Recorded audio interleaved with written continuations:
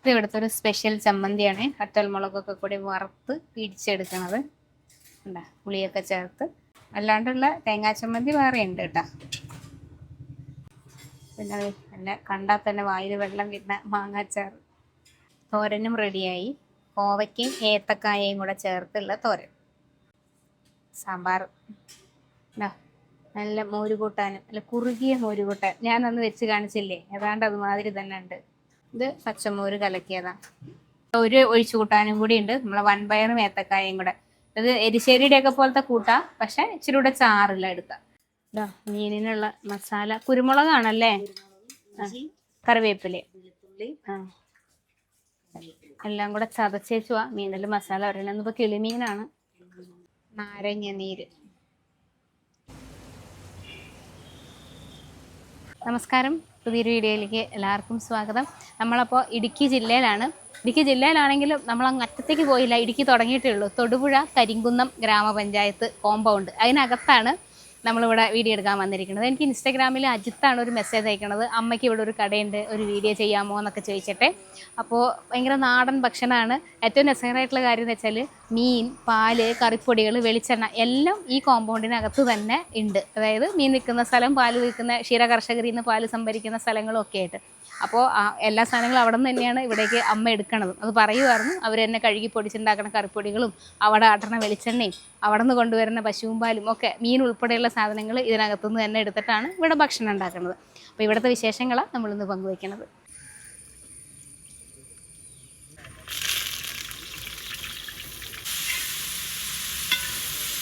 പേരെങ്ങനെയാമേ? എൻ്റെ പേര് സലീല. സലീല.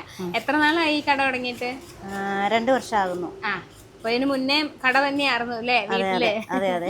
അപ്പൊ ഇഷ്ടമായിട്ടാണോ ഇത് ഏറ്റെടുക്കണേ? അതെ അതെ. നിങ്ങളുടെയൊക്കെ ചെറുപ്പത്തില് ഇങ്ങനെ ഇതൊക്കെ പണിയൊക്കെ ചെയ്ത് പഠിച്ചു? പിന്നെ ഇവിടെ വന്നപ്പോഴും ഇത് തന്നെ, കല്യാണം കഴിഞ്ഞ് ഇവിടെ വന്നപ്പോഴും ഇത് തന്നെ കിട്ടി. അതെ, ശരി. പിന്നെ വീട്ടില് പശുവൊക്കെ ഉണ്ട് കേട്ടോ, അത് തന്നെ നോക്കും. എന്റെ കാര്യങ്ങളും ഉണ്ട്. എല്ലാം കൂടി അപ്പൊ നടക്കും? നടക്കും. എല്ലാം ഞാൻ രാവിലെ വെളുപ്പിനെ ഒരു 3:30 ആകുമ്പോൾ എഴുന്നേക്കും, വീട്ടിലെ കാര്യങ്ങൾ നോക്കും. പശുവിൻ്റെ കാര്യങ്ങൾ, പശുവിനെ എല്ലാം കുളിപ്പിച്ച് റെഡിയാക്കി നിർത്തിയിട്ട് അപ്പോഴത്തേനും ചേട്ടൻ വരും പശുവിനെ കറക്കാൻ. പിന്നെ പാലെല്ലാം ഒഴിച്ച് നമ്മൾ വീടുകളിൽ അധികം കൊടുക്കണം, സൊസൈറ്റിയിൽ കുറച്ചാണ് കൊടുക്കണുള്ളൂ. അപ്പം അത് കുപ്പികളെല്ലാം കഴുകി പെറുക്കി റെഡിയാക്കി വെക്കണം. പിന്നെ അലക്കി കുളിച്ചു പോരും. ഇവിടെ രാവിലത്തെയൊക്കെ ഇവിടെ വന്നിട്ട് റെഡിയാക്കും അല്ലേ? ഉച്ചയ്ക്ക് ഊണ് എത്ര മണിയൊക്കെ ആകുമ്പോൾ റെഡിയാവുക? ഉച്ചയ്ക്ക് ഊണ് 12:30 1 മണിയൊക്കെ ആകുമ്പോഴത്തേനും റെഡിയാകും. ഞായറാഴ്ച ഒഴിച്ച് ബാക്കി എല്ലാ ദിവസവും ഉണ്ട്. എത്ര രൂപയ്ക്കാ അപ്പോൾ ഊണ് കൊടുക്കുക? ചോറ് 70, മീനും ചോറും കൂടെ കൂടി 100 അല്ലേ? പിന്നെ മീനിന്റെ വിലക്ക് അനുസരിച്ച് ചിലപ്പോൾ പറയാൻ പറ്റൂലല്ലോ. ഇല്ല, മീനിന്റെ വിലയുടെ അനുസരിച്ച്. വേറെ ഇറച്ചിയൊന്നുമില്ല? ഇല്ല. അപ്പൊ ഇങ്ങനെ ആർക്ക് വേണമെങ്കിലും ഓർഡർ അനുസരിച്ച് ചെയ്ത് കൊടുക്കും. ഇവിടെ വന്ന് എടുത്തോണ്ട് പോകണം? അവരവർ വന്ന് കൊണ്ടുപോകും, വണ്ടിക്ക് വന്ന് കൊണ്ടുപോകും. ശരി. അങ്ങനെ സന്തോഷമായിട്ട് അല്ലേ? അത് പറയുമ്പോൾ തന്നെ എന്തൊരു ഹാപ്പിയാണ്. പിന്നെ ചേട്ടനും കൂടും കേട്ടോ, ചേട്ടനും നന്നായിട്ട് വന്ന് സഹകരിക്കുന്നവർ. പിന്നെ എല്ലാ സാധനങ്ങളും ഉണ്ടാക്കാനും പെറുക്കാനും ഒക്കെ ചേട്ടനും അറിയാം. ഇതാ വലിയ ചാമ്പയ്ക്ക കണ്ട, പനിനീർ ചാമ്പ, ആപ്പിൾ ചാമ്പ എന്നൊക്കെ പറയുന്ന സാധനം. ഇവിടെ ഒരു ചേട്ടൻ കടയിൽ ഇവിടെ കൊണ്ടുവച്ചതാണ് കേട്ടോ, ആളുടെ വീട്ടിലുണ്ടായതെന്തോ ആണ്. ഇവിടെ കൊണ്ടുവന്ന് ഇങ്ങനെ കുറേ വെച്ചു.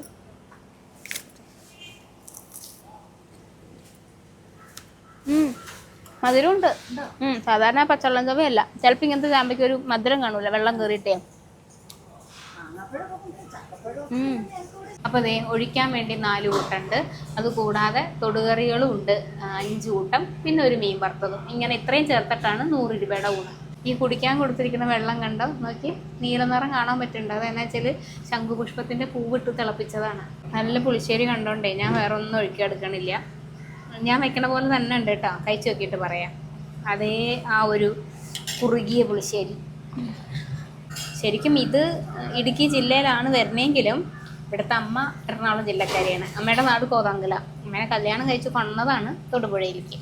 അപ്പം അതുകൊണ്ട് രുചിയൊക്കെ ഇടുക്കിയും കോട്ടയവും എറണാകുളവും ഒന്നും അങ്ങനെ ഭയങ്കര വ്യത്യാസമൊന്നുമില്ല, ചെറിയ ചെറിയ മാറ്റങ്ങളുള്ളൂ. ഞാൻ നോക്കട്ടെ, പുളിശ്ശേരി കഴിച്ചിട്ട് ഞാൻ പറയാം.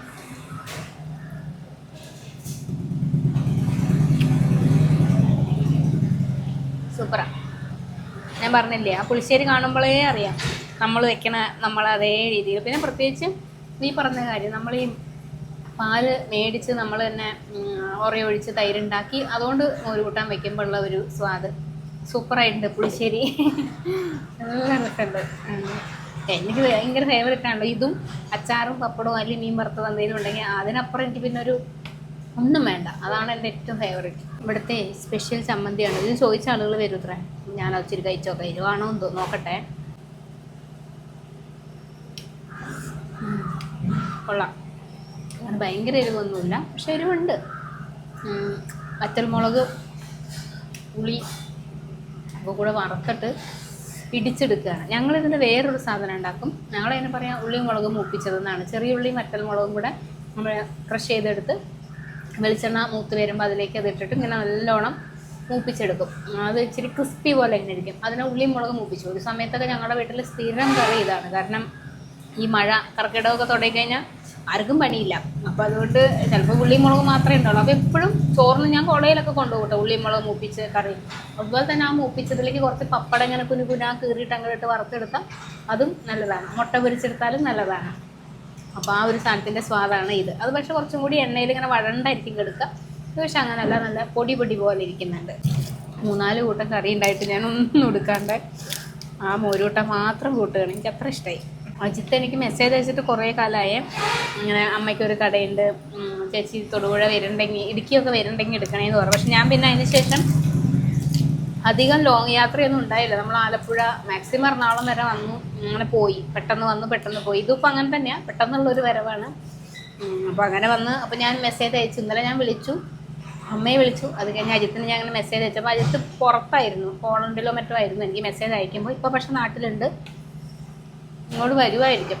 വരുവാണെങ്കിൽ കാണിച്ചു തരാം. അവിടെ വർക്ക്ഷോപ്പിൽ തിരക്കാന്ന് പറഞ്ഞു, മെസ്സേജ് ഇട്ടു. അപ്പം ഞാൻ അങ്ങനെയാണ് ഇന്ന് ഇങ്ങോട്ട് വന്നത്. ഭയങ്കര മഴയാണ് കേട്ടോ ഇവിടെ. പക്ഷെ ഇച്ചിരി കുറവാണ്. നിങ്ങൾ വരുന്ന വഴിയിലെല്ലാം റോഡ് പോലും കാണാൻ പറ്റാണ്ടുള്ള മഴയാണ്. മഴ കേട്ടോ. ഈ കോവയ്ക്കയും ഏത്തക്കായയും കൂടെ ഉള്ള ഒരു മെഴുക്ക് പുരട്ടി തോരനാണ്, തേങ്ങയും കൂടി ഇട്ടുണ്ട്. നമ്മൾ സാധാരണ കോവയ്ക്ക മാത്രവും അത് കായ മാത്രവും അങ്ങനെയല്ലേ ചെയ്യാറുള്ളൂ. ഇത് പക്ഷേ രണ്ടും കൂടെ ചേർത്താൽ, ഞാൻ അപ്പോഴേ അമ്മേനെ ചോദിച്ചപ്പോൾ ഇതെങ്ങനെ ഉണ്ടാവും, കൊള്ളാമോ, രണ്ടിന് 2 വേവാണല്ലോ എന്ന് പറഞ്ഞു. പക്ഷെ നല്ല രസമുണ്ട്.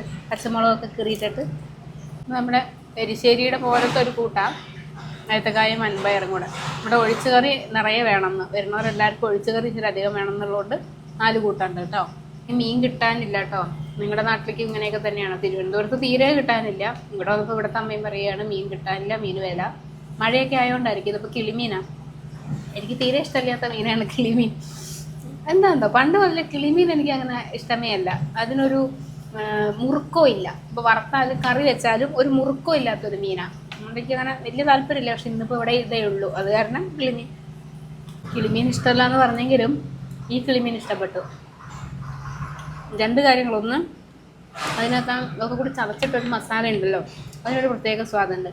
പിന്നെ നല്ല ക്രിസ്പി ആയിട്ട് വറുത്തുണ്ട്. എനിക്കെപ്പോഴും മീനിങ്ങനെ അങ്ങനെ ഇരിക്കണം. അതുകൊണ്ടാണ് ഞാൻ ഈ വലിയ മീൻ കഴിക്കില്ലാത്തത്. ഇപ്പോൾ കടയിലൊക്കെ പോയി കഴിഞ്ഞാൽ വലിയ മീനൊക്കെ മേടിക്കുമ്പോൾ ഇങ്ങനെ ഉള്ളു പൊളിക്കുമ്പോൾ വെളുത്തിട്ട് ഇങ്ങനെ ഇരിക്കും, മസാല പിടിക്കാണ്ട് മതി. പ്രത്യേകിച്ച് അയലക്കൊക്കെ അങ്ങനത്തെ ഒരു ഇതുണ്ട്. ഞാൻ മേടിക്കാറില്ല, കഴിക്കാറുമില്ല. പക്ഷേ കൊഴുവയും അല്ലെങ്കിൽ ഇതുപോലത്തെ കുഞ്ഞി മത്തിയൊക്കെ ആണെങ്കിൽ നന്നായിരിക്കും. ഇത് നല്ല ക്രിസ്പിയായി മൊരിച്ചെടുത്തിട്ടുണ്ട്. അതുകൊണ്ട് ഭയങ്കര ഇഷ്ടപ്പെട്ടു കേട്ടോ. കിളിമീൻ പൊതുവെ ഇഷ്ടമല്ലെങ്കിലും ഇതിൻ്റെ മസാലയും ഈ വറുത്തിരിക്കുന്നതും കൂടെ എനിക്കിഷ്ടമായി. നല്ല മാങ്ങാച്ചാറുമാണ്. ചമ്മന്തി മാത്രമാണ് എനിക്ക് കുറച്ച് എരിവ് തോന്നിയത്. തേങ്ങാ ചമ്മന്തി തന്നെ ഉണ്ട്, പോകട്ടെ.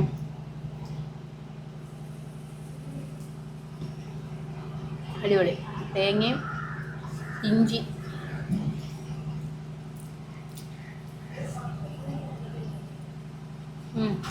കൊള്ളാം. ഈ സെയിം തന്നെ നമുക്ക് വാളംപുളി ഇട്ടേക്കണം. വാളംപുളിക്ക് പകരം മാങ്ങ ഇട്ടിട്ട് വരയ്ക്കാം. ശംഖുപുഷ്പത്തിൻ്റെ വെള്ളം, കഞ്ഞിവെള്ളവും ജീരകവെള്ളവും കരിങ്ങാലി വെള്ളവും അങ്ങനെയൊക്കെ നമ്മൾ കണ്ടിട്ടുണ്ട്. ഇങ്ങനെ ആദ്യമായിട്ട്. പക്ഷെ ഞങ്ങൾ ചായ പോലെ ഉണ്ടാക്കും കേട്ടോ. നമുക്ക് കുറച്ചും കൂടി, ഇതിപ്പോൾ കുറേ വെള്ളം ഉണ്ടാക്കണോണ്ടാണ് ഈ കളറ്. നമ്മളിതിനകത്ത് ചായപ്പൊടി ചേർക്കില്ല. പക്ഷെ നമുക്ക് രാവിലെയൊക്കെ കുടിക്കാൻ വേണ്ടിയിട്ട് ഇതിൻ്റെ നല്ല ഒരു 5-6 പൂവിട്ട് 1 കപ്പ് വെള്ളത്തിലേക്ക് ഇടണമെങ്കിൽ വയലറ്റ് കളറിൽ നല്ല രസമൊക്കെയാണ്. ഉജാല കലക്കിയ മാതിരി ഇരിക്കും. ഇത് പക്ഷേ കുറേ വെള്ളത്തിലേക്ക് ഇങ്ങനെ ഇട്ടുകൊണ്ടാണ് ഇത്രയും ഈ കളറ് കിട്ടണത്. എന്നാലും ഒരു ചെറിയൊരു ഷെയ്ഡ് ഉണ്ട് അല്ലേ, ഒരു നീല ഷെയ്ഡ് വരുന്നുണ്ട്. കായയും വൻപയറും കൂടെ ചേർത്ത കറിയും കൂടെ ഒഴിച്ച് നോക്കുക.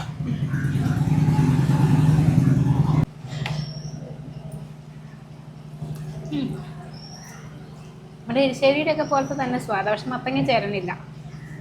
വൻപയറും ഏത്തക്കായും ഞങ്ങൾ എരിശ്ശേരി വെക്കുവാണെങ്കിലും വൻപയർ, ഏത്തക്കായ, ചേന, മത്തങ്ങ ഇത്രയും കൂട്ടി എരിശ്ശേരി വെക്കും. ചിലയിടത്ത് മത്തങ്ങയും പയറും മാത്രമല്ല വെക്കാം. അതിൻ്റെയൊക്കെ ഒരു സ്വാദ് തന്നെ. നല്ല ചെമ്പാവരിയുടെ ചോറും പുളിശ്ശേരി മീൻ വറുത്തതും അതാണ് എൻ്റെ സ്വർഗം എന്ന് പറയുന്നത്. അതായിരുന്നു ഇവിടുത്തെ ഭക്ഷണം. ഭയങ്കരമായിട്ട് ഇഷ്ടമായിട്ടാണ്. അപ്പം അപ്പുറത്ത് വെച്ചിട്ട് അതെല്ലാം ഇവിടെ കൊണ്ടിട്ടാണ് വിളമ്പി കൊടുക്കുക. അപ്പോൾ ലൊക്കേഷൻ ഡിസ്ക്രിപ്ഷനിൽ കൊടുത്തിട്ടുണ്ട്. അപ്പോൾ നിങ്ങൾ ഈ പരിസരത്തൊക്കെ ഉള്ളവരാണെങ്കിൽ ഞാൻ പറഞ്ഞു തരേണ്ട കാര്യമില്ലല്ലോ, കാരണം അറിയാം. ഇവിടുത്തെ അമ്മ ഇത് കാറ്ററിംഗ് സർവീസും കൂടെ നടത്തുന്നുണ്ട്. അതായത് ഇങ്ങനെ ഭയങ്കര വിപുലമായിട്ടല്ല, അത്യാവശ്യം കുറച്ച് ആളുകൾക്കുള്ള ഭക്ഷണം, സദ്യയോ എന്നാന്ന് വെച്ചാൽ അവരുണ്ടാക്കി കൊടുക്കുന്നുണ്ട്. ഞാൻ നമ്പർ വെച്ചിട്ട് നിങ്ങൾക്ക് ആവശ്യമുണ്ടെങ്കിൽ വിളിച്ചാൽ മതി. അപ്പോൾ പുതിയ വിശേഷങ്ങളും കാഴ്ചകളും ഒക്കെ ആയിട്ട് ഇനിയും വരാം.